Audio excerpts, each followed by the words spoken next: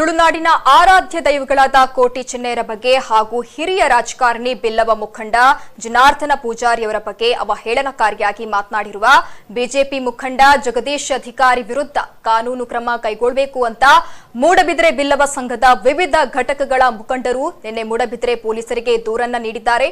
ತುಳುನಾಡಿನ ವೀರ ಪುರುಷರಾದ ಕೋಟಿ ಚೆನ್ನೈರ ಇತಿಹಾಸವನ್ನ ತಿರುಚಿ ಕೀಳಾಗಿ ಮಾತನಾಡಿದ್ದು ಹಾಗೂ ಕೇಂದ್ರ ಮಾಜಿ ಸಚಿವ ಜನಾರ್ದನ ಪೂಜಾರಿ ಬಗ್ಗೆಯೂ ಅವಹೇಳನಕಾರಿಯಾಗಿ ಮಾತನಾಡಿ ಬೆಲ್ಲವ ಸಮಾಜದವರ ಮನಸ್ಸಿಗೆ ಘಾಸಿ ಉಂಟು ಮಾಡಿದ್ದಾರೆ. ಅವರ ಹೇಳಿಕೆಗಳು ಸಾಮಾಜಿಕ ಜಾಲತಾಣಗಳಲ್ಲಿ ವೈರಲ್ ಆಗಿ ಬೆಲ್ಲವರ ಬಗ್ಗೆ ಸಮಾಜಕ್ಕೆ ಕೆಟ್ಟ ಸಂದೇಶವನ್ನ ನೀಡಿದಂತಾಗಿದೆ. ಆದ್ರಿಂದ ಜಗದೀಶ್ ಅಧಿಕಾರಿ ವಿರುದ್ಧ ಕಾನೂನು ಕ್ರಮ ಕೈಗೊಳ್ಳಬೇಕು ಅಂತ ಪೊಲೀಸರಿಗೆ ನೀಡಿದ ಲಿಖಿತ ದೂರಿನಲ್ಲಿ ಆಗ್ರಹಿಸಲಾಗಿದೆ.